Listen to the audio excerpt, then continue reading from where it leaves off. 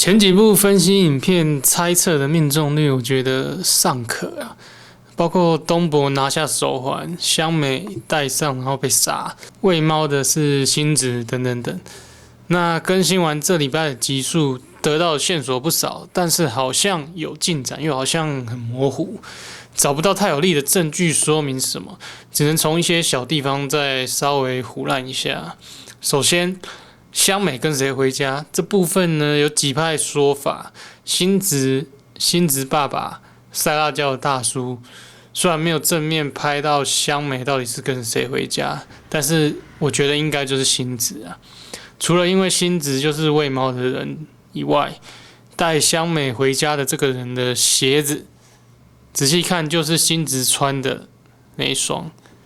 同时，这双鞋也是第9集进门的这个男人所穿的。如果再加上香美看到星子家的桌子有打火机烧过的痕迹，跟之前几集的推论综合来看，可以猜测星子就是用打火机烧山茶花墙壁，以及在墙壁上写字的人。但他应该不是杀人的那只调皮鬼。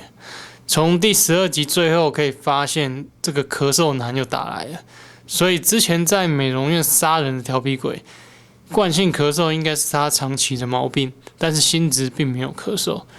实际上目前还没有真正出现惯性咳嗽的人，因此杀人的调皮鬼应该还没有露脸过。目前大家有讨论过几个人呢？第一个，星子的爸爸。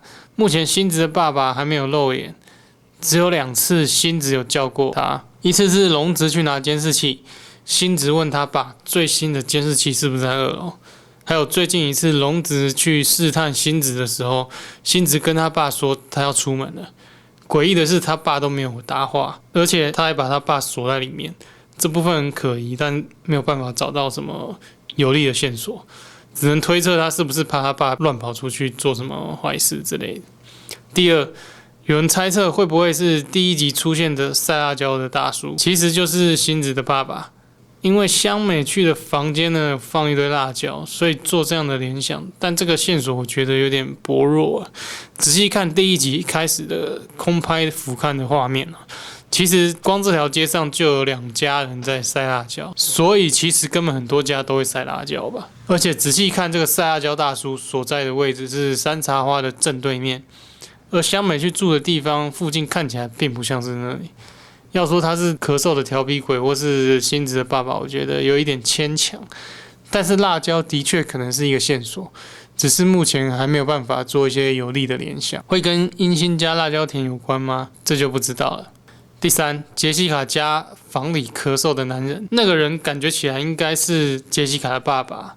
如果是他爸的话，推测有可能是客厅照片中间那一个穿机师制服的大叔。这样的话，他也算是一个有身份地位、家境不错的人。这样的人会跑去乡下杀一堆人吗？这个有点难联想啊。而且我们再回到美容院案发那一天来看，最后调皮鬼是从2楼窗户跳下去，一个稍有年纪的大叔从2楼跳下去还能顺利逃走的几率有多大？大家可以想一下。第四，阴星家的人。假设星子跟阴星2家其实有着什么关系？星子带香美去住的地方，会不会可能其实就是阴星家？因为阴星家有种辣椒，香美住的地方刚好也有在烘辣椒，而且星子放毒猫饲料跟阴星家的农药是一样的。龙子还是赶快去阴星家吧。那这边提一下，东博在后面几集会消失，我在想会不会龙子在最后终于去了阴星家，发现东博其实就被关在那里。那结论，我觉得调皮鬼可能只是一个杀人的工具，背后有某些人在控制整个局面，而寒光补习班是关键。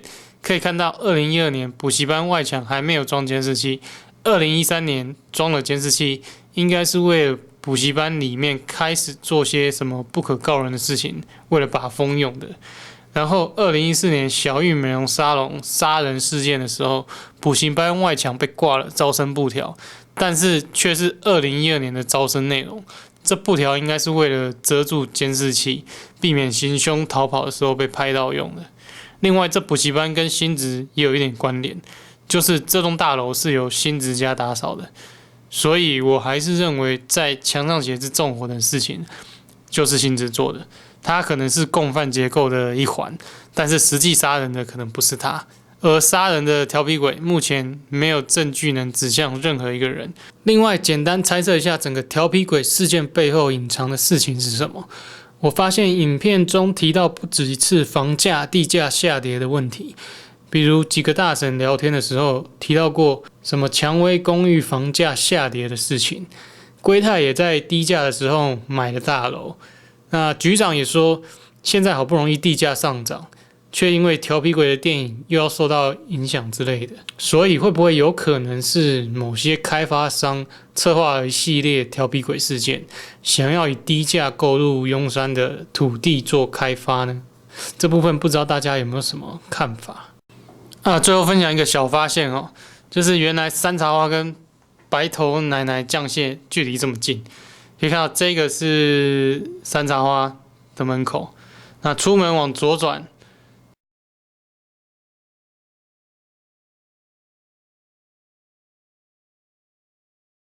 就可以看到白头奶奶酱蟹的店，这个就是白头奶奶酱蟹的店面。好，今天影片就到这里。